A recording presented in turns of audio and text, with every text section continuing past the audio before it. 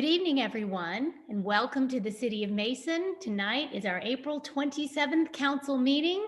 Mr. Hanson, could you please call the roll? Councilmember Nelson. Here. Councilmember Chance. Here. Councilmember Bradburn.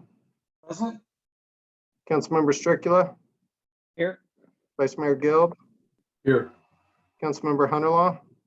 Here. Mayor Grossman. Here. Vice Mayor, could you open us up with a blessing, please? Certainly. Father, we thank you for the beautiful day we've had today, and we thank you for the reopening of Ohio businesses. Lord, we pray for our state and federal leaders as they guide us and keep us safe and give us their wisdom in terms of how to move forward. Father, give us wisdom as a council here tonight. Be with us as we discuss our business and strengthen our community. In your name we pray. Amen. Amen. Thank you very much. We need to go to item number 3, which is minutes. I need a motion to approve the minutes from the April 13th meeting and April 21st special meeting. Is there a motion and a second? So moved. Second. All in favor? Yes. Yes. Any opposed? Okay, we don't have any abstentions, I don't believe. Okay, item 4 is the city manager's report. Mr. Hanson, are you ready? Just a couple of items, Mayor. A couple of our events, given social distancing, are moving into an online format. First of all, our Shop Local event, which has become a tradition at the community center, where local merchants and vendors are invited in for a day to showcase and sell their products. That event, in lieu of that being held on April 29th, we're going to an online Shop Local event from today through May 3rd. Participating vendors can use their website, their Facebook pages. The city will promote those through our social media and our website and invite the community to explore and purchase those vendors' unique products. A lot of them make good gifts, things like jewelry, cooking tools, spices, decorative items, etc. So the online Shop Local event begins today and extends through the 3rd. On Saturday, May 2nd, the city is sponsoring a virtual 5K event where community members are invited and encouraged to walk or to run their favorite 5K route in Mason, or to use a treadmill maybe in their home. To complete the 5K on this Saturday, May 2nd, participants are then encouraged to submit a photo of their completion and information on where they walked or where they ran. And then participants that are members of the community center or residents will be eligible for a prize. They should send their photo to the community center at masonoh.org. And then finally, an update on the city's Come Together Mason gift card program. I had sent some information out to council, but that has changed over the weekend. This again is it's sometimes called the Yifty gift card program. It is a very versatile program where Mason merchants, anyone that accepts a MasterCard type payment can register to be eligible for the gift card. And then anyone, the city is using this. I know several residents or other organizations can go to the same website and buy a gift card that is good at any of those participating merchants and email it to folks. So the city has been, in recognition of many of our premier members at the community center, has purchased many gift cards and will continue to do that as we work through those, as well as I know several residents and others have purchased those. To date, nearly 400 gift cards have been redeemed with a total value of approximately $9,000 so far. There's a list here of many of the local merchants that you would recognize that are receiving the benefit of those gift cards, as folks that receive those are going to participating merchants. So again, would encourage anyone, merchants that have not yet signed up to sign up, residents that are receiving those gift cards go ahead and use those at participating merchants. And anyone that would like to donate or to gift a card, good at multiple Mason merchants can go to the same website and easily pass those on to your friends through email. That is all I have, Mayor. Wow, that's fantastic news. $9,000 into local businesses already. That is fantastic news, and that's going to continue to increase as we move forward with our gift card program that we adopted, I guess last week. So we're going to keep working on that and building that program. More news to come. And just so you know, there is a tutorial on how the Nifty Yifty card program works on the City of Mason's website. It's very helpful. So I know we've talked about it a lot, and we're going to work on a slideshow or some type of visual presentation for you for our next meeting. But you can find something that will help you through that on our City of Mason website, imaginemason.org. So thank you to all of you who are participating and those of you who have bought and redeemed gift cards. That's fantastic news. All right. Before we move into our next item, we need to take a couple moments to just remind everyone on council, please keep your mics muted. I've noticed that when we are in the real-time setting, I don't know what this is for someone watching a live stream, but for me, I can usually hear multiple people speaking at a time, but it does not come across that way to the public.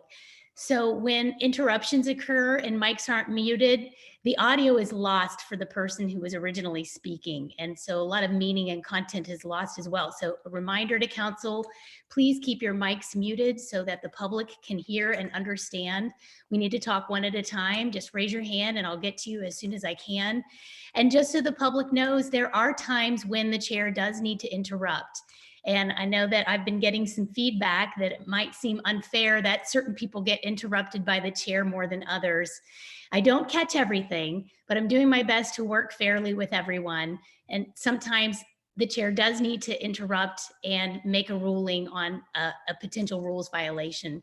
So having said that, we need to move forward. I was going to ask council, this meeting may run more efficiently if someone were to present a motion to move recognition of visitors to next to last so that we can get through our legislation first.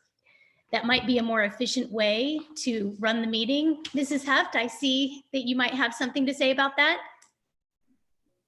Sorry. Do you have people waiting? Council, I just wanted to let you know that we have Mr. John Looker here in council chambers that would like to address council. Okay, well, why don't we go ahead and take Mr. Looker first, and then we can address that point so he doesn't have to wait. Okay, and then the only other comment I would make is that if our public are listening to this or logging into this webinar and you've signed up as an attendee and you wish to speak, you do need to raise your hand on your computer so that we can acknowledge you. Do you have any idea how many people are hoping to speak today during recognition of visitors? At the current moment, there's just 2. Okay, so before we get to Mr. Looker, hold on, Mr. Looker, I'm sorry. Would council be in favor of just going through the agenda as is, since we don't have very many visitors, and just keep it as we go? Is there anybody who would like to speak to that, or do you prefer rearranging a little bit? Mayor, Councilmember Chance? yeah, I don't mind. I think moving it around, I think taking care, because it looks like the first 2 items of business will knock out together, right? Kurt, you'll knock those 2 out, and then we have one other ceremonial thing, Eric, and then if we want to leave visitors for last, I mean, I'm fine with that too. But I want to be sensitive to Mr. Looker's time, but. Okay, so if it's amenable to council, how about a motion to have Mr. Looker present quickly and then to move recognition of visitors to item 5, not item 5, I'm sorry, item 8 on the agenda. I've got that right. Is there somebody that could make that motion? Yep. Actually, yeah, it would be item 8, I believe. I'll make that motion there. Thank you. Is there a second? Second. Do we need to call the roll on that one? I mean, you can ask for all in favor. And if it's clear, we can move on from that. If it's not, you may need a roll call. Okay, all in favor? Yes. Yes. Any Yes. opposed? All right, Mr. Looker, it's wonderful to see you. Thank you. Tell us Thank you what's for on your mind. recognizing me. My name is John Looker. I live at 111 East Main Street in Mason. And I also serve on the city's Veterans Committee here. And there's a couple of issues that we've been working on that I'd like to address to council so that they can go ahead and at least be aware of them. One of them is I've been working with some of the members on the Veterans Committee on a program that we call a banner program. The banner program will recognize veterans from Mason on a banner around the city. It's been recommended that we do it down Mason Montgomery Road. And also, if we can, put them in the plaza downtown. But we're not sure if we can actually put them in the plaza because we don't have the flag banners there to be one of the holders. So that's the one program that I'd like to talk about, because initially we were going to start this program on May 1st and run it through the entire month of May, and started out with a few of the veterans. I think with Jenna has 4 currently that she has banners that are ready to be displayed so that we can actually advertise them. I have money left in my Mason Veterans Memorial Fund that I was going to be purchasing a lot of the old veterans from Mason and putting those up. But I wanted to make council aware of that program. And since we haven't been able to have a meeting, we haven't really progressed to that. But May 1st is coming up, and I would like to see those banners at least displayed so we can get started on it and get an application so people can sign up if they'd like to do that. The second thing I'd like to talk about is I've been working with Eric and Ron Farrell on making Mason a Purple Heart City. My understanding is, by talking to Ron, is that Eric and Ron had a meeting scheduled with the people who actually designate Mason as a Purple Heart City. And the meeting, of course, had to be canceled because of the virus. So I wanted to make council aware of that fact, that I would like to proceed with this once we get to a point where we can actually do that. But I would like to start the banner program if all possible. Jenna's been working really hard. She had some examples she put out. I think Jennifer, you saw them, Eric saw them. But if we could start that program, at least get the application so people can start sending in their pictures of their loved ones so that we can get them up on the city, I would appreciate it. Any questions?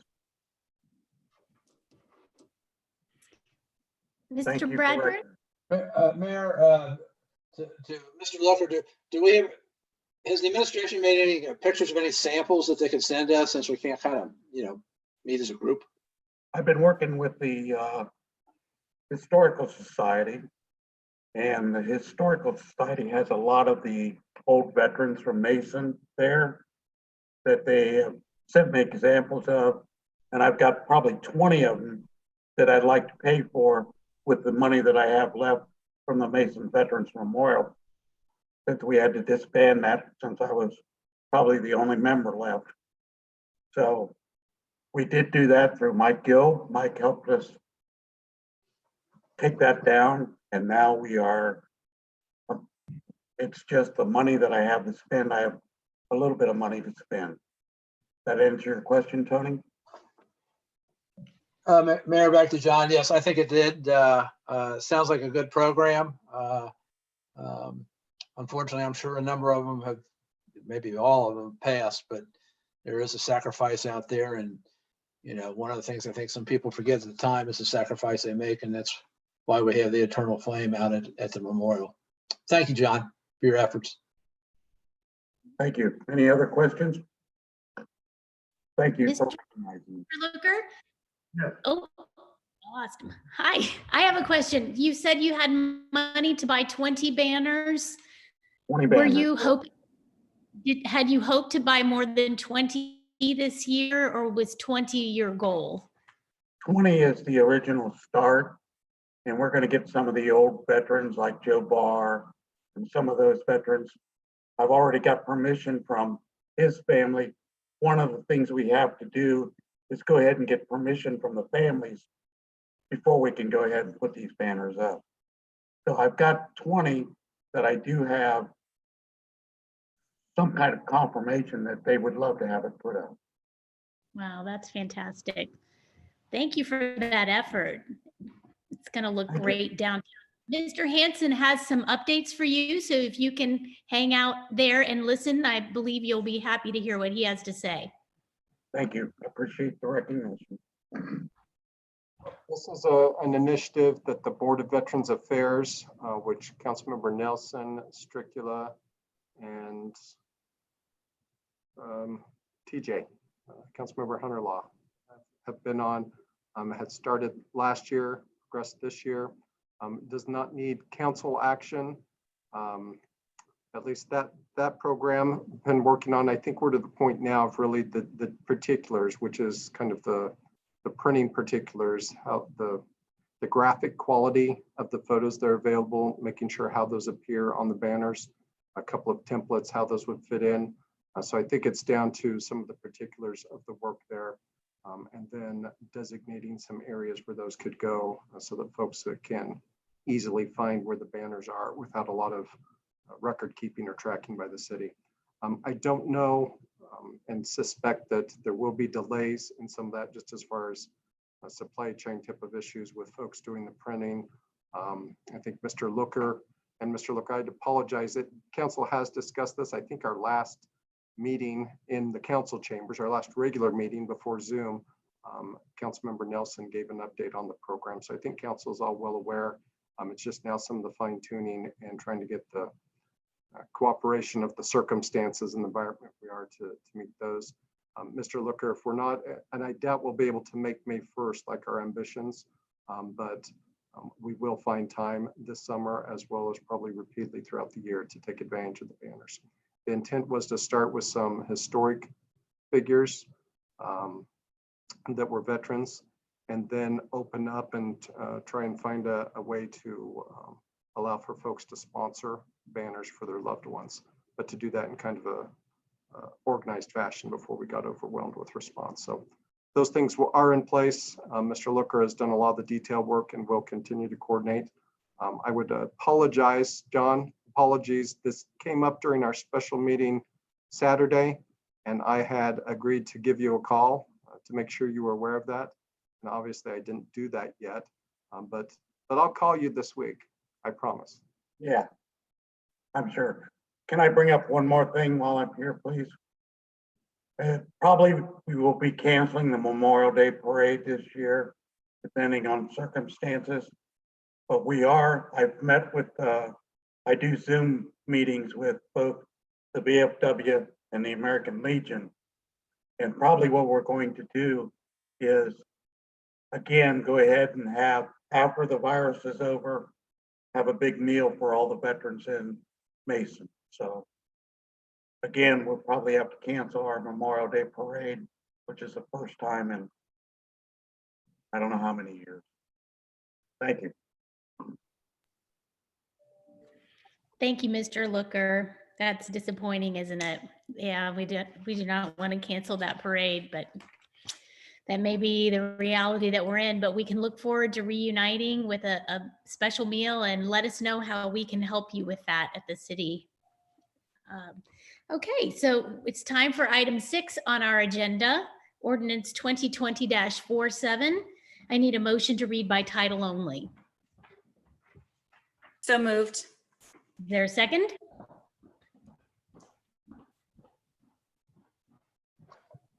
Second. All in favor? Yes. Any Yes. opposed? Yes, yes. Okay. Jeff? Thank you, Mayor. Authorizing the city manager to enter into a contract with Naira Paving, Inc. in the amount of $28,557 for asphalt maintenance at Mason Service Center and Mason Sports Park. Mr. Seiler? Yes, thank you, Mayor and Council. I'd like to address both item 47 and 48, ordinance 47, 48 together. This is annual maintenance of our parking areas and some of our bike paths. What we did this year is took all the areas that were recommended for some maintenance, put them all out to bid, and then we took, of the 4 bidders, the lowest bid for each of the areas and lumped them together. So the first contract, ordinance 47, is with Naira Paving. That's for the service center parking lot and the sports park. We do have some work that staff is going to do ahead of that. We have some areas where we need some under drain. That will be done prior to the seal coating. And then the second one is with Hauk, and that's ordinance 48. That's for the Quinn Park parking lot, all 3 of the downtown parking lots, the bike path on Mason Montgomery from Sociable Foster Road down to Irwin Simpson, and then some paths at the golf center, which were all recently paved over the last several years. So now it's time to begin seal coating those for maintenance. So with that, both Naira and Hauk have done seal coating work for us in the past with really good results, no complaints, and we would recommend both ordinance 47 and 48 for adoption. Thank you. I need a motion to suspend the rule and allow for adoption after the first reading. So moved. Second. All in favor? Yes. Yes. Any opposed? We need a motion to adopt. So moved. Second. Any council discussion? Councilmember Bradburn. Yeah, my question is to Mr. Seiler. Are we seeing some economies in regards to price of oil and that as we go ahead and do these bids from past projects with similar amounts? If you have any comparison. A little bit. What we're seeing more is we're being bumped up to schedule. There's some cancellations that are occurring because of some of the uncertainty. So there's a chance that some of this work could be done sooner than later. But price-wise, a lot of this material has been purchased ahead of that, so we're not seeing it yet. But certainly, it's a little bit better than what we expected. Some of the low bid you can see on both cases are well over 10,000 less than the next bid, or around 10,000 less. So. Thank you. That was a great question. Anyone else? All right, let's call the roll, please.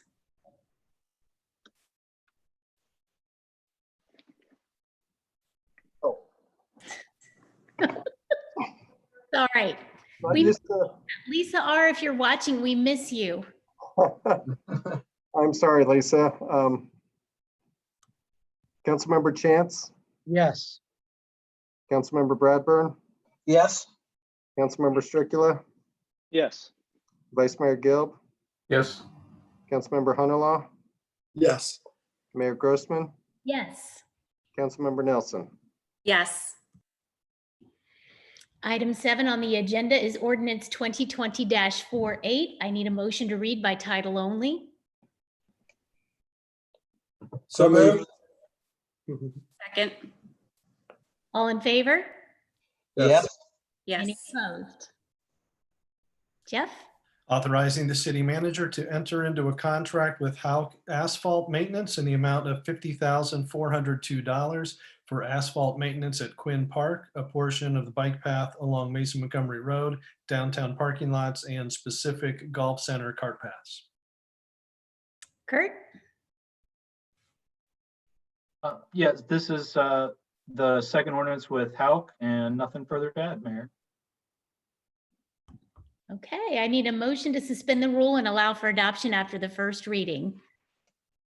So So moved. moved. Is there- Second.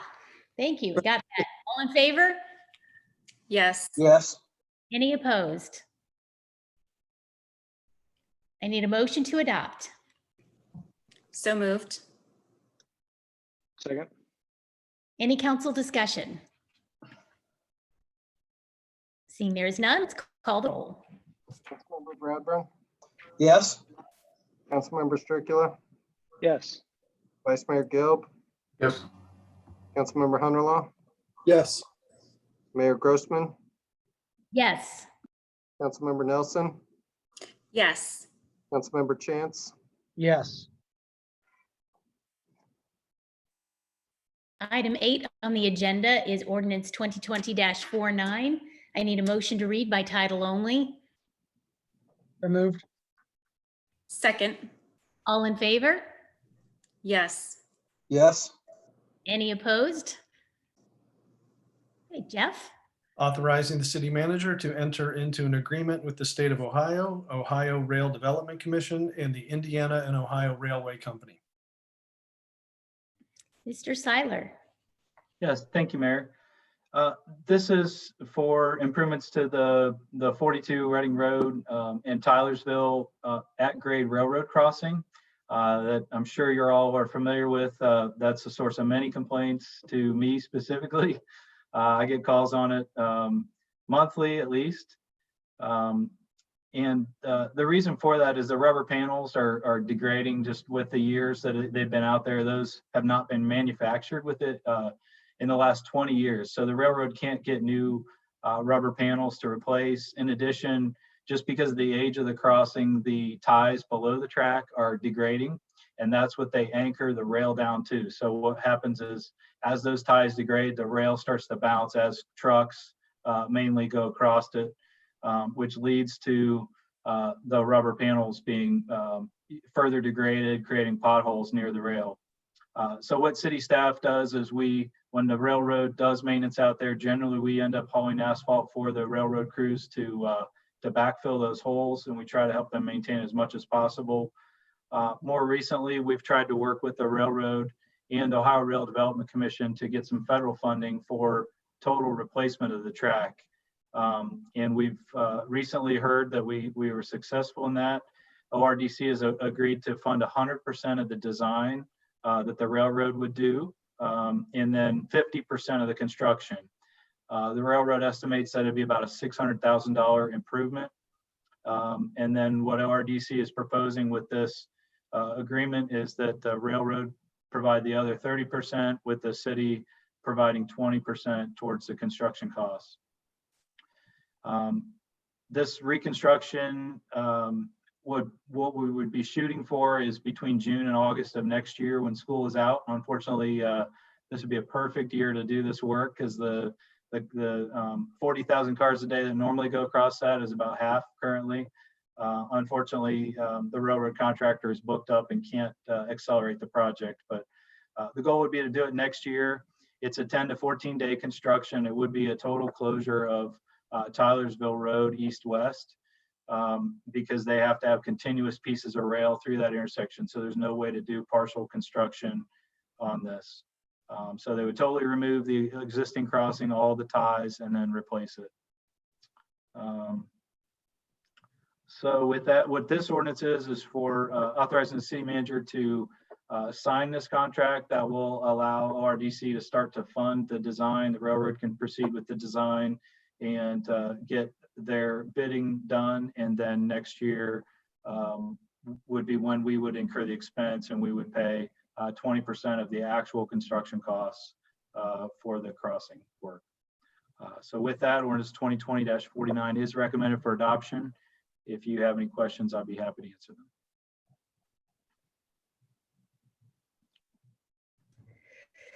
I need a motion to suspend the rule to allow for adoption after the first reading. Mayor, I have a question. Okay, could you want to wait for council discussion? Okay, Or- that's fine. Sorry. That's fine. No problems. That's easy to forget. All right, I need a motion to allow for adoption after the first reading, please, and to suspend the rule. So moved. Second. All in favor? Yes. Any opposed? Okay, I need a motion to adopt. So moved. Second. Any council discussion? Mr. Bradburn? Kurt, what I heard is basically at 20%, we're looking at $120,000. Right. $120,000 expenditure in the, I don't know, the end of this year or next year. Correct. Yep. Okay. Thank you. Anyone else? Anytime we do an infrastructure improvement, especially with roadways, it takes a lot of forward planning. So you start early, but this is going to be a great improvement. I assume it's going to be as soft as a baby's bottom once it's done. Am I right? Hopefully. This would be a concrete tub type design, so it'd be unlike anything in the city, but hopefully it'll last a long time. Okay, well, that might be a slightly too high of an expectation, but I'm sure it's going to be much better. Much better. Thank you so much. All right, so anyone else? All right, let's call the roll, please. Councilmember Stricula, Yes. Vice Mayor Gelb, Yes. Councilmember Hunterlaw, Yes. Mayor Grossman, Yes. Councilmember Nelson, Yes. Councilmember Chance, Yes. Councilmember Bradburn. Yes. Right, we're now at that point in our agenda for recognition of visitors. And before we begin, we need to establish the rules. In our last meeting, I believe we allowed 4 minutes per visitor with a total of 60 minutes and no back and forth from council. Is that what we desire today? And if so, I need a motion for that.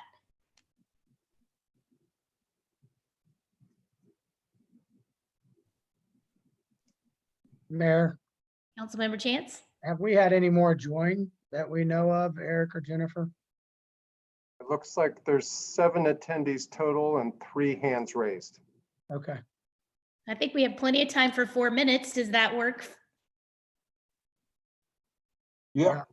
Okay, so I need a motion to allow each speaker 4 minutes with a total of 60 minutes and no back and forth between council and visitors. Is there such a motion? I'll make that motion. Is there a second? Second. Any council discussion? Let's call the roll. Vice Mayor Gelb, Yes. Councilmember Hunterlaw, Yes. Mayor Grossman, Yes. Councilmember Nelson, Yes. Councilmember Chance, Yes.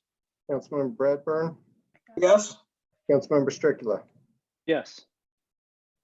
All right, we're going to turn this over to our city manager and assistant city manager, Mrs. Jennifer Heft and Eric Hansen.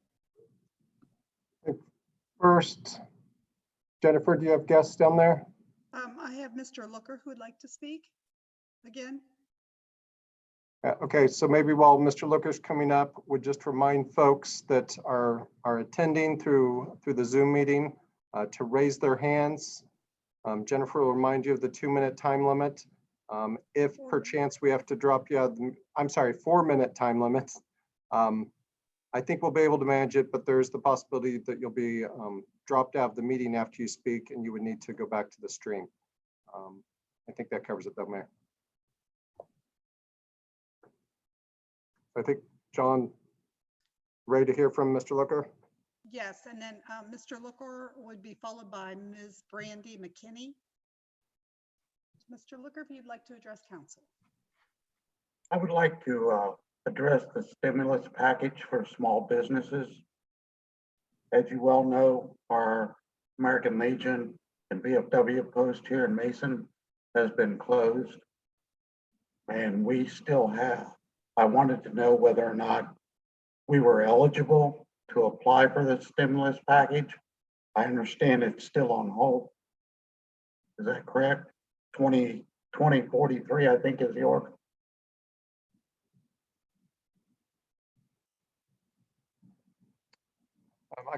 Ordinance 2020-43 that council adopted is a traditional gift card program that would be administered through the CDC.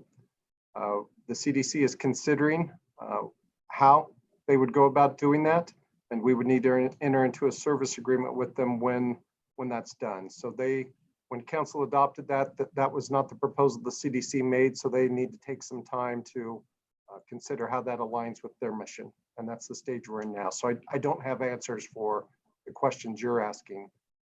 Those will come as we enter into a service agreement.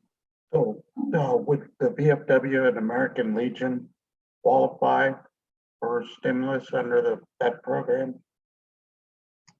Under the gift card program, the way it was discussed, I do not think so.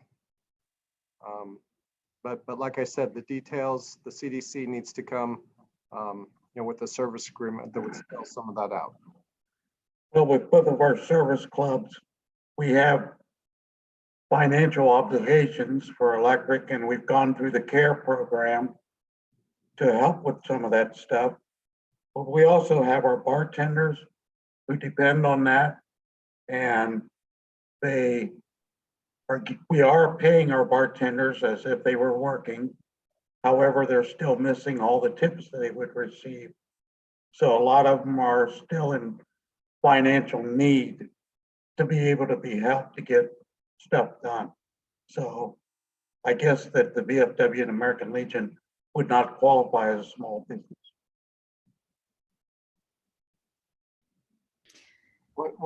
Mr. Hanson, could I interject? And I know we said no back and forth between visitors and council, so I'm going to direct a couple of questions to Mr. Hanson. Is the VFW a nonprofit, or is it a different type of corporation? And then could we let the public know that there's some need there? And how would the public go about addressing that need directly with the VFW if they so chose? And we're going to be meeting with Economic Development Committee later this week, and we're going to discuss lots of things. And could you talk to him about that for me, Mr. Hanson? On my screen, Mr. Hanson is this way, but I have no idea where he is actually to all of you. So if that looks strange, that's why.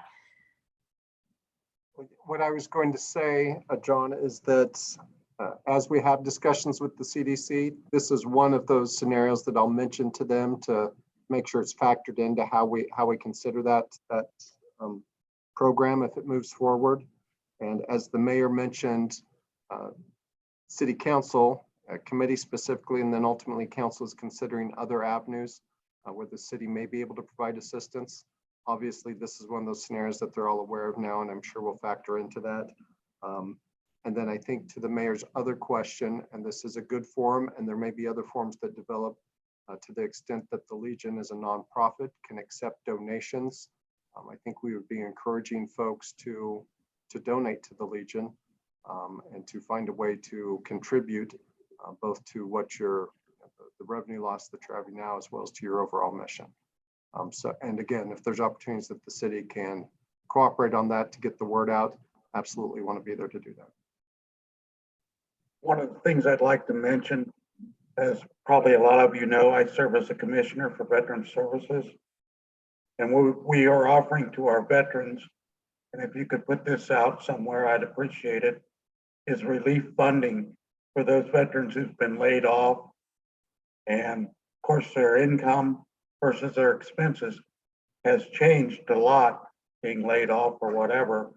So we're offering relief money to those veterans.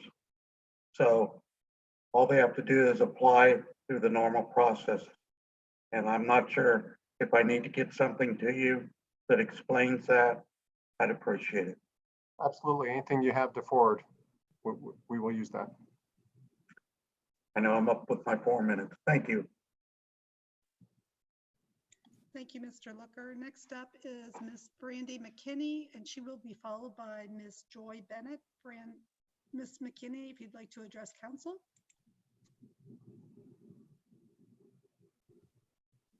Hello, are you able to hear me? Yes, we are. Okay, perfect. I'm so sorry, but I actually, before my time starts, my statement's only 4 minutes, but as an independent learning assignment for my daughter, she wrote a statement as well that she wanted to read. So as 2 separate people, I was just going to ask for 2 separate 4-minute times, if that's okay. Yeah, that's quite all right. Go ahead. Okay, great, thank you. I wanted to speak again so that I could make a few statements and also respond to the mayor's response to me on Saturday.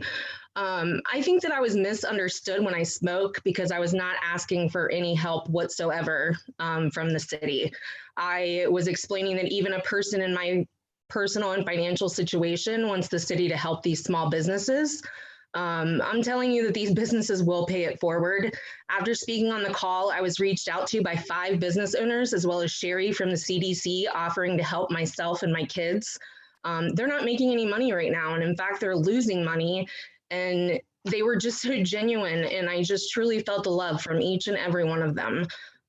They weren't asking for a handout. They were asking what they could do to hand out and to help me and my kids. Mayor, when you responded to me, you used me as an example in reasoning for why it would be unfair to only help small businesses and not help the Brandy McKinneys of Mason. And that was not the point of my message, and I do not want to be represented that way. If you want to talk about the Brandy McKinneys of Mason, you should talk about the people that are wanting and willing to help whoever they can during this time, despite the struggles that they face. Because I can assure you there's probably a lot more of them. You know, you've demanded apologies for some and not for others. And as the leader of our city, I urge you to guide your team in the most positive and fair manner. That's one of the keys to true leadership, being able to present yourself in a fair way to everyone, being able to hear negative comments about yourself and using it as a learning opportunity, not reasons to justify name calling and rude comments. I know this because I've managed people for over 15 years, and I listen to my people, both who have positive and negative comments, and I take what they say and I use it so I can be a better person and a better manager. On Saturday, you called Ashley Chan's misogynistic, and the definition of that is a strong prejudice against women. And as a woman, I'm actually offended by you making those accusations because it couldn't be further from the truth. I've known him for 20 years. I haven't seen or talked to him in probably 10 of those years. We actually knew each other from church a long time ago. And I can tell you without a doubt that if I went to his doorstep asking for anything as a woman, as a mother, he would help me in a heartbeat. If any of my 4 daughters who are females went asking for help, he would help them. He has a wife, he has daughters, and I just truly feel like you owe him an apology. You went from trying to sympathize with me to telling him to cry you a river. You're supposed to be leading by example. And if you name call and interrupt, what's that saying to your council? You're not just a council member, you're the mayor and you're the leader. You also said that Diana Nelson was not a conservative, and you described conservative as someone who's more careful with money. I urge you to go back and watch the meeting that occurred on March 28th, because she 200% had questions. She voiced those questions and concerns. She spoke in favor of making sure that there was no quick decision until the council had the facts. She was not ready, and she stated she wasn't ready to just write a check and go with it. She wanted more information. She got that information, as all of you did. The CDC prepared something for the city and came to the city meetings willing to help despite being talked about in a negative manner, and they still want to help. And I feel like Councilmember Nelson and the CDC also deserve an apology. I sent you all an email to further explain myself. I really hope that you read it and you take it to heart, because I really meant every word of it. I do want to read the one part out loud because I think that when you hear it being read to you, it may set in better. This is not what our city does. We are known for being amazing. We are known for being one of the best cities to live in all of Ohio. We're known for our schools. We're known for our kindness and our generosity. Do not take that away from us. Do not make us an embarrassment. Some of us have fought so incredibly hard to stay in this city because it is special. Ms. McKinney, excuse me. I'm sorry. We've reached the 4-minute allotted time. You Sure. did say your daughter would like to speak as well. Yes. If you would ask her to Yep. today address council. There you go. Just read it. Okay. Hi, my name is Reese McKinney and I am 10 years old. I heard my mom on the phone the other night crying and I asked her why she was so upset. She told me it was about the small businesses of Mason. Some people are losing a lot of money and they don't have anyone to help them. If I had money, I would help them. We went to a parade today to show that we care about the small businesses of Mason, and it was so awesome. There were so many people there. It was fun holding signs and seeing people come out of their work and say hi to us and wave. It made me feel so happy. If anyone heard someone yelling, we love them and support them, it was me yelling.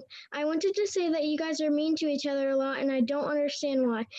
When me and my sisters call each other names, we get in trouble. God is always watching you and listening to you. He wants everyone to help everyone. He does not like fighting and he does not like when people call each other names. It hurts people's feelings. Also, you guys talk all at one time and you cannot hear other people. In my class, when we want to talk, we have to raise our hand. You guys should do that.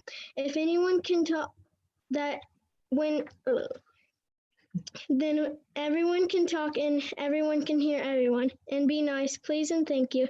And thank you to everyone who said they would help us. We love you. Thank you. Thank you, Ms. McKinney. Next up, we have Ms. Joy Bennett. She will be followed by Mr. Glenn Garvin. Ms. Bennett, if you'd like to address council, you can go ahead. Hi, good evening. I have a few comments to make. The first one is that we are still waiting for an apology from Councilmember Bradburn for the comments that he made about the coronavirus being the Chinese Communist Party virus. This is not okay. And so we now need apologies from both Mayor Grossman and from Councilmember Bradburn because you can't leave this unaddressed. In the private sector, many of our businesses have very clear policies on how people are treated. And they have, my husband works for Procter & Gamble and we have friends who work at GE. So there's two very large businesses here that have reached out, and particularly to Chinese and Asian employees, to make sure they're being treated well. And they would have disciplined an employee who said what Councilman Bradburn said. This is very commonly recognized as an issue. It is xenophobic, and it's not acceptable from a member of our local city government. So would really like for a public apology, since that was a public statement that was made. Secondly, Mayor Grossman, you defined liberals and conservatives in a bit of a narrow way on your comments at the most recent meeting. You said that liberals focus on special interest groups and conservatives focus on what helps everyone. I've done a little bit of research just to confirm that that is not true at all. There are actually 4 different ways that you can be liberal or conservative. It can be in political view, in economics, in social views, and also in personal responsibility. And generally, I would say, and what I've read and learned in social studies, is that conservatives tend to prefer small government, and liberals are more interested in government helping those who are in need. So I just wanted to clarify that, because I know a number of people who would say that they're not conservative were pretty offended by that inaccurate portrayal. It was incomplete. Third, I'm still looking for a response on why you and Vice Mayor Gilb introduced an ordinance without an implementation plan in place. It's wildly inconsistent to put something forth without that kind of detail when you scrutinized Ordinance 43 so thoroughly. And I'm not saying that scrutiny is bad. I think that it may have miscommunicated in previous public comments. I think scrutiny is important. I think it's especially important when you're spending taxpayer dollars. So I appreciate that. But you didn't put your own ordinance through the same level of scrutiny, and you wanted to suspend the rule and pass it without any of that detail. So maybe that was a mistake. It would be nice to have an explanation though for that. You know, I'm looking for I'm looking to see you all treating one another fairly. And if you have a standard for anything that's brought to council, that it be thorough and thought through and that it can stand up to questioning, I expect you to do that yourself as well. I also hope that you all have paid attention to the community's comments. I know many people have sent multiple emails, and they have expressed frustration at the lack of response. Outside from Councilmember Nelson, no one else has responded. There's been significant comment in public, and a large number of people gathered this afternoon because they're frustrated. They don't feel like you all are hearing and Ms. listening Bennett, to us. my apologies. You have reached the 4-minute allotted time. We're going to have to move on to the next individual, Mr. Glenn Garvin. He will be followed by Mr. David Meyer. Mr. Garvin, if you'd like to address council, you may go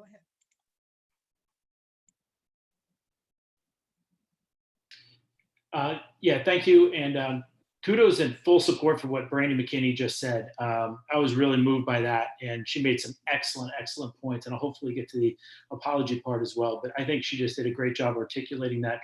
Well done, and thank you.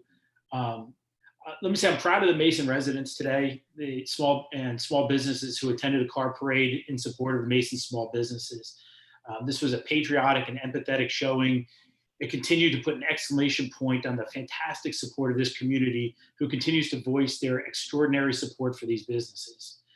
Please, council, I implore you to put aside petty arguments, stubborn adherence to this voting block, to think for yourselves. For the people that are in that voting block, think. Don't just do what you're told in thinking through this stuff. Just try and think through some of these pieces. In specific questions, in consideration of Proposal 46, in the last meeting, Vice Mayor Gill shrugged his shoulders when he was asked where the $1.5 million would be sourced from to fund this proposal. And I would like to see if anyone has an update to that. We want $100.5 million in this proposal, and there's no answer to where it would be funded from. That just is a head scratcher to me. In the last public commentary, I asked this to Councilmember Bradburn. I didn't get an answer, but I would like one. Did you write by yourself your statement that you read at the special meeting on April 23rd? Or did you receive input, editing, or feedback in any way from any other council members or the mayor? And then finally, I just call for the same thing from those apologies. I've heard the mayor call about asking to work in a spirit of cooperation. She invoked scripture. She's called for civility, lenity, grace, mercy. But then she acts like Nancy Pelosi when it comes to this stuff and just argues and fights all the time. And you can roll your eyes and make faces, Mayor, if you want, but I keep seeing this over and over again. And this is the way you act towards me and for others. And you've taken my own word, paraphrased me, judged me on that paraphrasing, and then you misquoted it to allude that with some kind of misogynistic overtures at myself on that same level. You owe me an apology for that paraphrasing, which wasn't even close to what I had said. And you've asked other people to apologize on the same level, but you won't ask the same of yourself or your gang of four. So if you want to call on scripture and you want to call for civility, lenity, grace, and mercy, show it from the leadership yourself. That's it. And thank you for your time, Council. Thank you, Mr. Garvin. Next up is Mr. David Meyer. Mr. Meyer will be followed by Mr. Mark Hackey. Mr. Meyer, if you would like to address council. Thank you, Jennifer. Thank you, council and staff. Mayor Grossman, a few meetings ago, you referred to grace, levity, and caring amongst not only the council members, but the general public. You also made a comment that I believe if council members could not abide by the rules, they should leave. Well, we have a problem because since I've spoken on Saturday and brought up the very open public record with Mr. Hunter Law, it seems that Letitia Morgan Walker has been sending messages to many of us. In fact, she sent me a message of intimidation and threats. Could you help us with this one? We had this problem with bringing in third parties. he's bringing up things about social media, I guess. I don't know, but third party names coming Pardon in. me, Mayor. Pardon me. Mayor, this happened to me. For some help. I mean, I want you to be able to have freedom of speech, but I don't know that this is the format to bring in. It's a names. format because your councilman made his associate, his girlfriend, Letitia Morgan Walker, made threats to me, including talking about how she was going to say something to my place of employment. I take that as a threat and intimidation, and that will not be tolerated by anybody, and especially a sitting city councilman.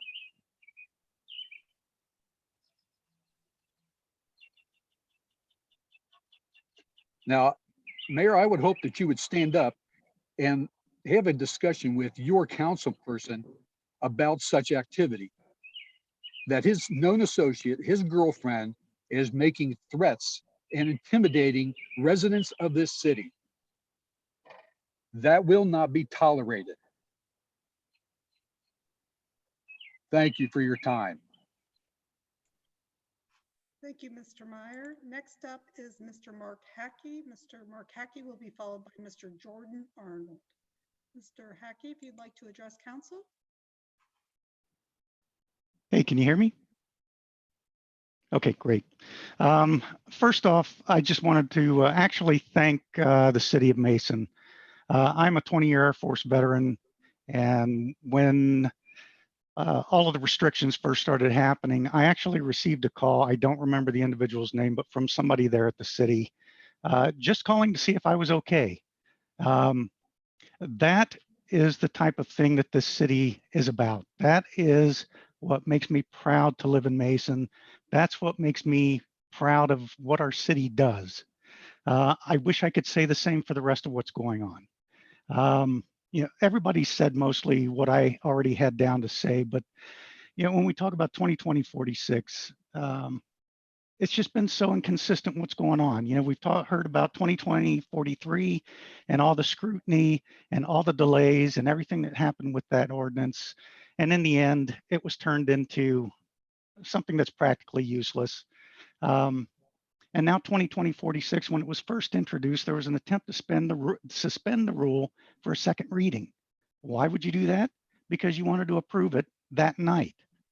Now, because you've got people looking at this and asking questions about it, suddenly now we need to go into committees and figure out what we're going to do with it. Where are we going to come up with the money? We don't have 500,000 to help the small businesses, but we have $1.5 million to help the small businesses.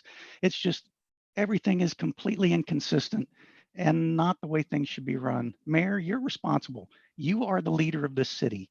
You are the one that runs these meetings. You are the one requesting people to work together and to act politely, respectfully, and work with each other. And then you don't show the same consideration to the rest of council, or no, I'm sorry, not the rest of council, the other 3 council members. I just ask you guys, please pull it together, get it together, lead the city, run the city, do what you're supposed to do so that we can all get on with our lives. I don't expect that to happen, but that's what we would love to see. Thank you. Thank you, Mr. Hackey. Next up is Mr. Jordan Arnold. Mr. Arnold will be followed by Ms. Crystal Mag. Mr. Arnold, if you'd like to address council. Mr. Arnold? Hello, can you hear me? Yes, we can. Very good. Hello, Honorable Council, Mrs. Mayor, members of the staff. I thank you all for facilitating this meeting during this difficult time. I simply wanted to thank you all tonight for the positive tone in the interactions that you've all held in this meeting tonight. The idea of community, in my view, takes hard work, and conflict is part of it. But tonight was a positive meeting, and for a community that's ready to get back on track and to get back to working hard, this is what we need. Mason is a conservative community, and I know that all of you represent these values in different ways. We are still on track financially as a community, and despite the challenges that we face, I think that people continue to choose Mason because of the strong values, the conservatism, the fact that it's a great place for family, it's a great place to work, it's safe, it's clean, it's beautiful. We are all going to roar back together as one community, united together. As an ethnic minority who has seen Mason grow into the prosperous and multi-ethnic town we know, Now, I can recall a time not that long ago when there was more diversity among what we grew in our fields than there was in among the racial groups in our town. As a person of color, I was a minority my whole life here, but I was never treated with hatred or bigotry. I am very proud of our town. People from around the globe choose Mason because it is a welcoming and great place to live for everybody. This town is not racist, it's not bigoted, and now is a bad time to divide us with these nasty allegations. I respect all of you, and I know that you work hard for our community. Thanks, thanks, thanks to all of you. Keep working hard for us. Thank you to the staff. Thank you, thank you, thank you. Let's not give up hope. Let's not turn on each other. Thank you for the time that you spend working for our community. Together, let's make Mason great again. Thank you, Mr. Arnold. Next up is Ms. Crystal Mag. Ms. Mag, if you'd like to address council.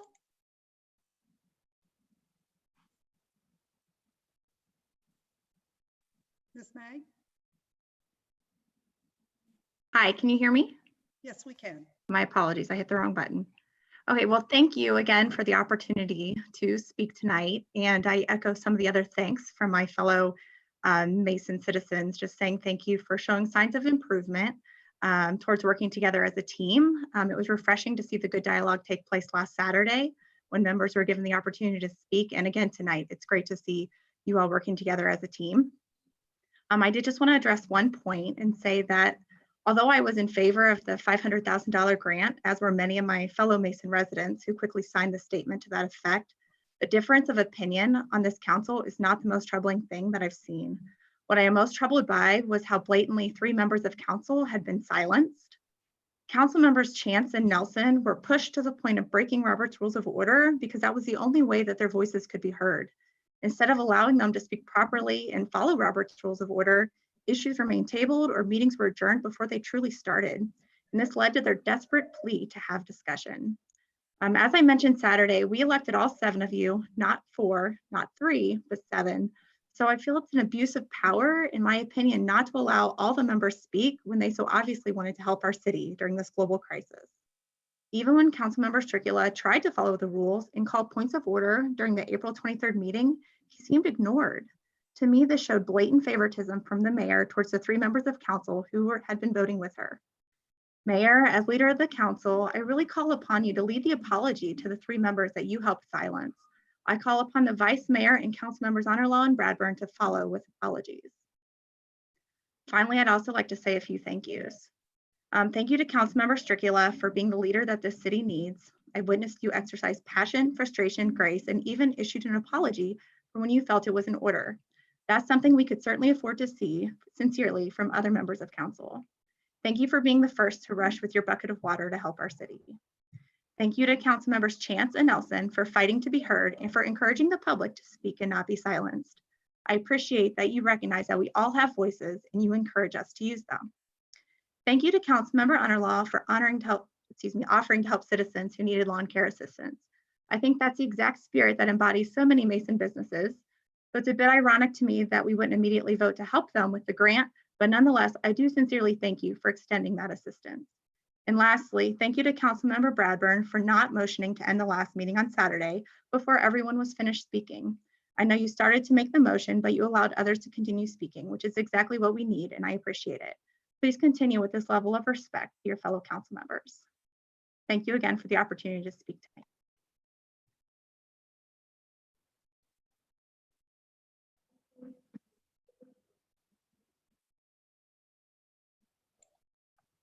Apologies, forgot to unmute myself. That concludes the visitors for tonight's meeting. Mayor, back to you. Thank you, Mrs. Heft. All right, the next item on our agenda is old and new business. Are there any council members that have old or new business to share? Councilmember Nelson.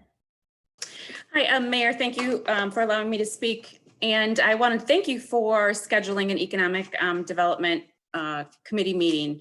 I'm sure a lot of people will be tuning in. And I would ask that in your meeting, in our packet today, there was a memo from the staff in regards to some small business recovery concepts and programs.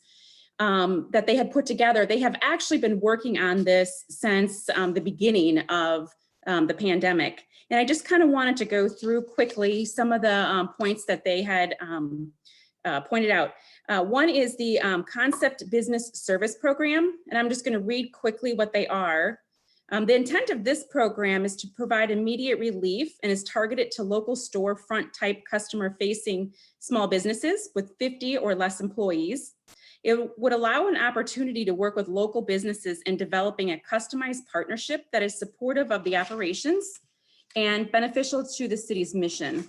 The suggested maximum benefit is up to $1,000 per applicant. And applicants are also eligible to apply for the Business Expense Grant Loan Program. The concept of the Business Expense Grant Loan Program is to provide intermediate relief for expenses directly related to small businesses, such as utilities, rents, and payroll. The program would target customer-facing retail, storefronts, and service, like restaurants and dentists, with under 50 employees and under $1 million in payroll.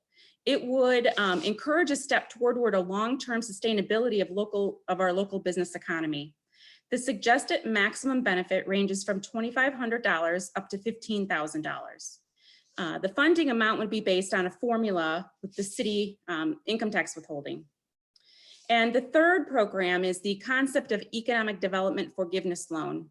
And the intent of this program is to provide support for the recovery needs and growth opportunities of the city's businesses across business sectors, from corporate to innovative sectors to service providers.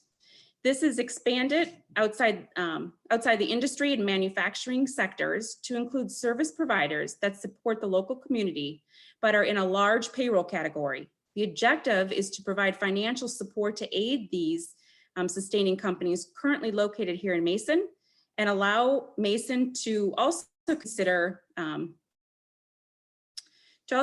importance of continuing to attract new companies. The target for this is with businesses more than $1 million in payroll and those that have specific growth projection. The initial amount of this program would estimate a value equal to 1 year of city withholding with a maximum of $50,000. These are programs that our resource and recovery team has put together at the city level. They have done a lot of work on this. This is a great program. I've read through it. There's a lot of positive things, and I think it would be extremely helpful. I would ask that during your economic development meeting, if you could do a little research beforehand and consider this and talk about this program as part of the $1.5 million proposal in 2046. So if you could do that, I would appreciate it. And then one last thing I would like to say, I took a brief moment today to thank Mr. Cohen. He's of CMC Properties. Or I want to take a minute to thank him for taking my call today to discuss some of the concerns related to our April 25th special session.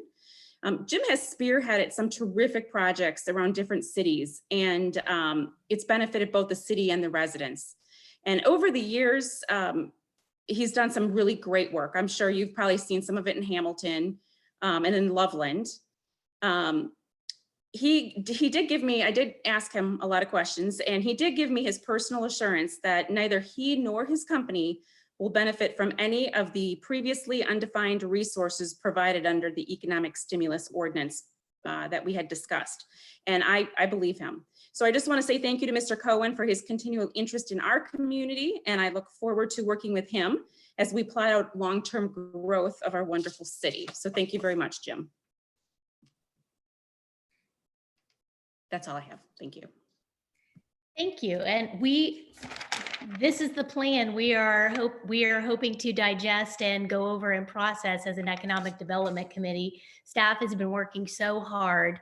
You may have noticed we had a memo maybe a week or so ago, maybe 2 weeks. It's kind of blurring together in response to us meeting as an economic development committee, and they have worked so quickly. And so, yes, we keep saying, we're working on this. We're working on this. We want to get more information to you. So this is it. And we're going to talk about it as a committee, and we're going to have a lot more details to present to you. I'm sorry that the idea that there was something nefarious going on with the $1.5 million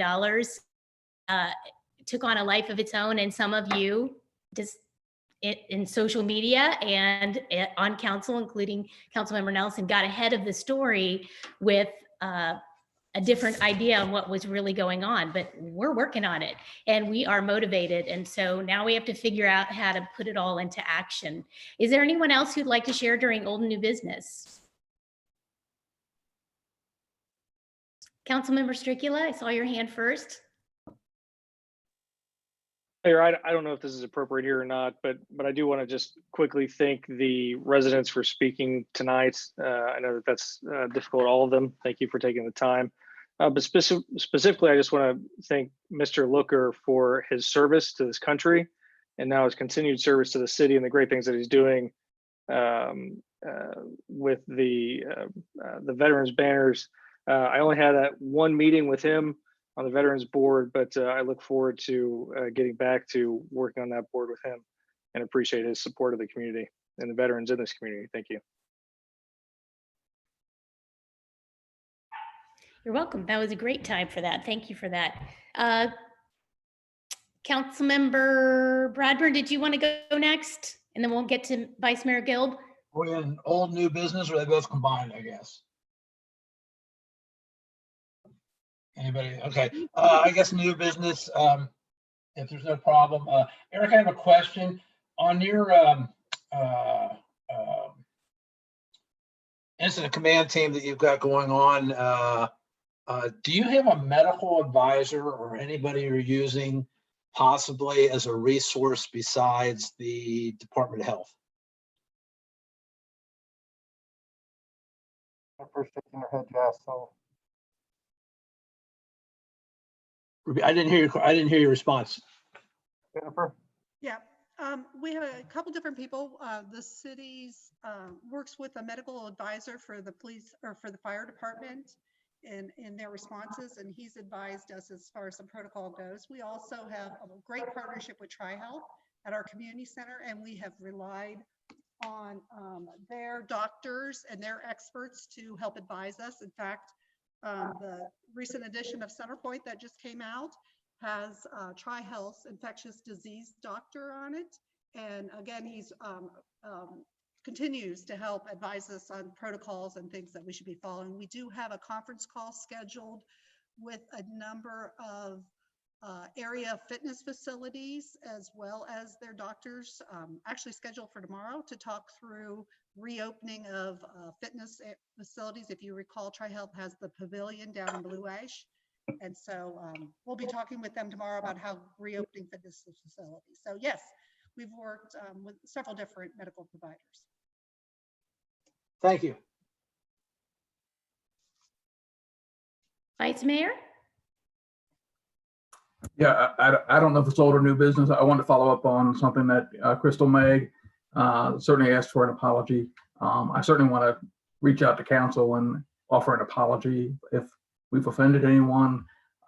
Certainly we're here, I think, to work together to find good solutions for our community.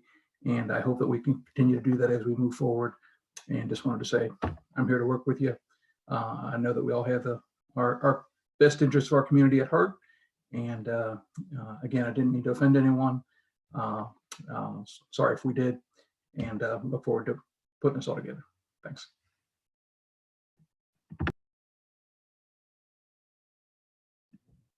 Anyone else? Councilmember Chance. Yeah, I'd be remiss if I didn't say, I've never sensed patriotism like I did today, almost going down through Main Street, watching the parade and being in the parade. It was special. It felt special.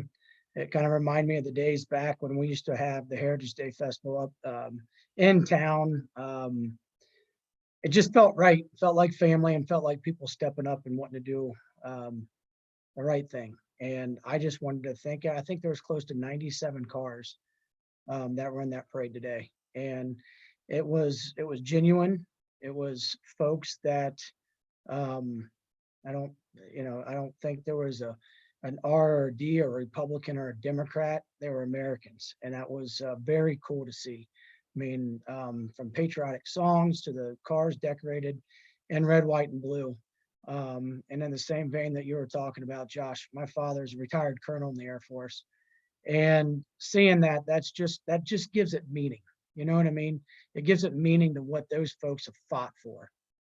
And it gives it meaning to me. And I just wanted to thank the folks that organized that. I thought it was neat to see.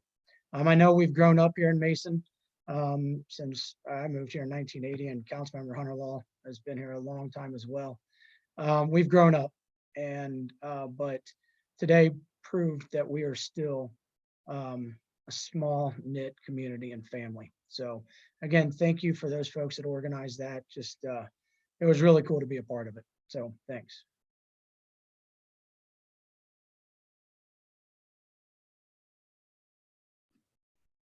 Councilmember Honor-Law.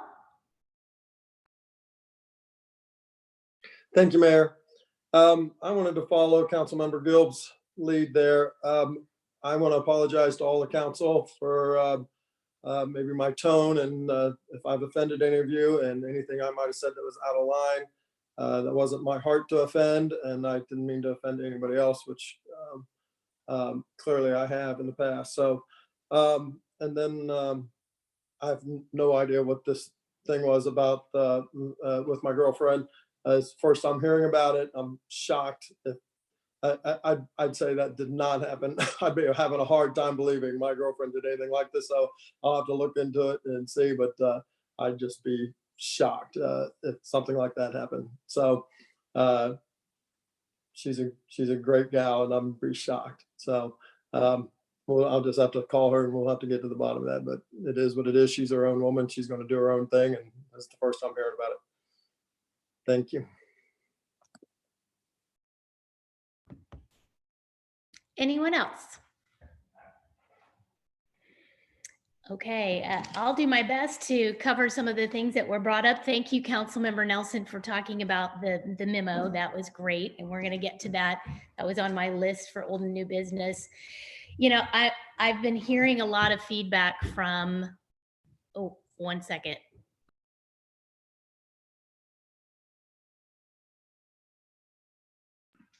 I'm sorry, there's someone behind me trying to get a snack out of the kitchen.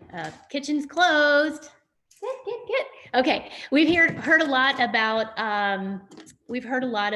fairness, and you know, I've gotten feedback, both positive and negative. And some of the things that I've been learning in this is, you know, I have called for gentleness and levity and mercy, and I'm learning along with everyone else. And I've gotten a lot of folks from home or on social media. I've taken lots of calls about this. I've had people say, hey, you're doing a great job, but you're way too nice. And I've had people say, you know, you're really not fair. And it seems like you're constantly correcting 3 people and you're not correcting for 3 others. And I got to say, I don't get everything every time, but I'm trying to play better than fair. And I'm doing the best that I can, and I'm learning as I go. And regretfully, sometimes I have been too nice, and nice isn't always good. As far as apologizing, I am very sorry that I haven't had the command over this council that I would have liked, as I've been learning as I've gone. I've never called anyone a name, but I have characterized someone's language towards me, and I have done that as misogynistic. And I don't think I need to apologize for saying a comment was misogynistic. I took it that way. There have been a few comments, a lot of comments on social media, by the way. So if I overreacted to anyone's comment, I do apologize for that. But I don't know how else I'm supposed to take coming out of the bathroom, lips loaded with a game plan. Are you colluding with your colleagues? So Mr. Garvin, I'm sorry, but I just cannot apologize for that. However, if you'd like to call me again, we have had a private conversation. We can talk it out instead of in public. This story has played out in social media, and it's a very unusual experience for me. I've tried to follow it to the best of my ability, but there is no way that I can get on top of all of this messaging. I don't have the machine of social media at my command. I have not been commenting whatsoever on social media, not on radio, only in these meetings. And I'm doing the best I can to chair the meetings as best as I can. So when people say you're not being fair, fair to me suggests tit for tat. And it shouldn't be that way. It should always be better than fair. Every member should play better than fair. I don't know that I can, I can't go back in time and fix things that I haven't done well. There have been situations where I have acknowledged someone's point of order, and someone brought up Councilmember Stricula, where he said point of order. And that I said, Councilmember Bradburn, continue. That point of order is acknowledged. Don't do that again. But it got all jumbled because people were interrupting and you couldn't hear what I was saying. And I had a resident tell me today, well, you're just going to have to go back and correct that on the record because people can't read your lips. And I said, okay, I will do that. And so I'm doing that now at that resident's request. I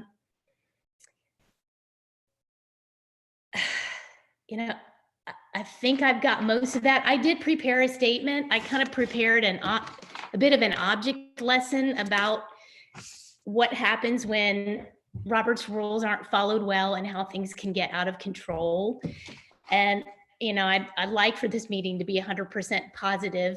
It's been a very good meeting, but I wanted to go through this statement briefly. It's just one page to help you understand, help the public understand as I'm learning. Sometimes I have to say point of order. And when we do that, it's the person who has the floor's responsibility to stop and let the chair rule on what was going on. It's not appropriate to say, no, I'm not stopping. No, I have the floor and things like that.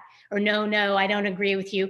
At that point, it's according to the rules, you should stop and just let the chair comment on what the problem was and you make a ruling on it and then you move forward. It doesn't mean that you lose the floor. So we all need some practice on that. We had planned a training session, believe it or not, for March 30th, and our law director and our staff created a training program for us with Robert's Rules, and they picked the top 10 things that we need to work on and how Robert's Rules dovetails with our charter. And they actually prepared movie clips and show clips to make it fun and informative, and we did not get to do that. And I say that shows it was meant to be a team building exercise, but also to really download in us how the rules work with our charter. Our charter commands us to follow those rules. So we have this double whammy where we're following Robert's Rules and we're following the laws of our charter.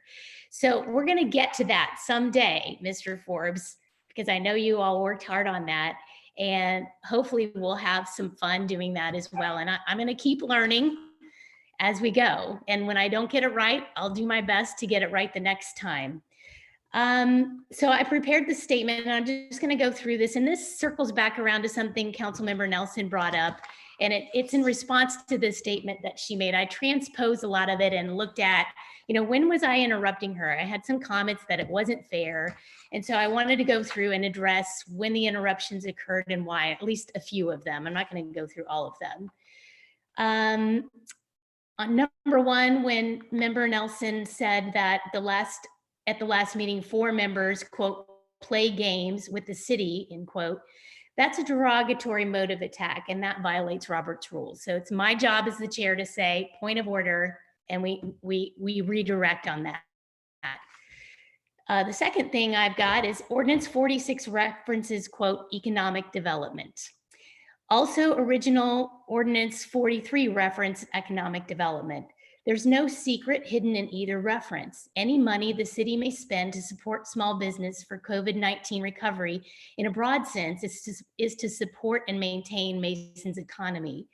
That was the only purpose of the reference in both ordinances. We always look at economic development as new development, but we look at it as business growth and retention. So keeping what we have and helping that enhance.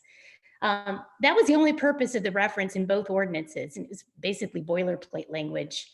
Those references were written by our law director, Jeff Forbes, and there was no hidden meaning. Councilmember Nelson was making a false motive allegation behind Ordinance 46. Third point, Councilmember Nelson said she's not accusing anyone of wrongdoing, quote, wrongdoing, end quote, but she claims that there is a, quote, secret or, quote, hidden motive to use Ordinance 46 money for a secret economic development and not COVID-19 relief. That is a false motive attack. Ordinance 46 specifically provides it's for COVID-19 relief. Fourth item, Councilmember Nelson mentions a developer, Mr. Cohen, and a tour of some of his developments in March of 2019. She then falsely stated as a fact that there is a close relationship with Mr. Cohen and a certain council member, proven by, quote, wine nights, quote, parties, date nights, and elegant restaurants. Councilmember Nelson is saying, I have done all of that with Mr. Cohen. That is false. None of that is true. I do not have a close friendship or relationship with Mr. Cohen. I have not had wine nights, parties, date nights, and elegant restaurant rendezvous with Mr. Cohen.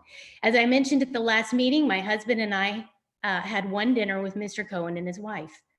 Member Nelson's allegations are false and were hurtful to Mr. Cohen, to me, and to our spouses. And this was a false motive allegation related to Ordinance 46. Member Nelson's reference to Mr. Cohen and me was false, and it was very hurtful. Member Nelson, I ask you to retract and apologize to Mr. Cohen, to me, to our spouses for your false charges, and to the other council members you have falsely impugned with an untrue motive for Ordinance 46. And my preference would be this time you do not deflect as you did the last time.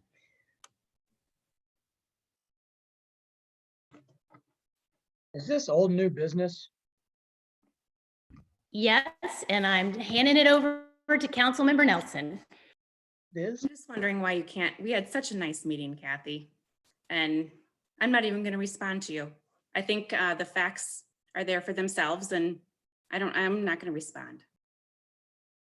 Okay, so making allegations about wine nights, parties, inappropriate relationships financially and romantically are appropriate and covered under Robert's rules, because that's what happened in the last meeting, and I didn't appreciate that. Kathy, you need to go back and re-listen. Never once was anything about romance ever brought up. I don't know where your thought process is or how your mind's thinking, but you did admit to having a great steak dinner with them too. So I think you just need to stop and just move forward. Okay, we'll let the record show that Councilmember Nelson refuses to apologize again for her insinuations.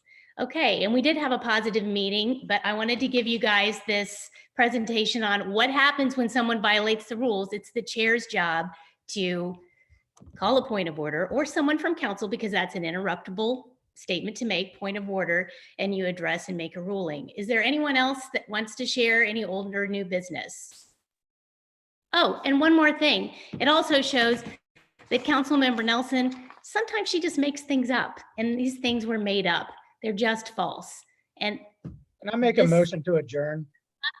First time. All right. Is there a second? I second. That's a motion. Great. Let's call the roll. She's crazy.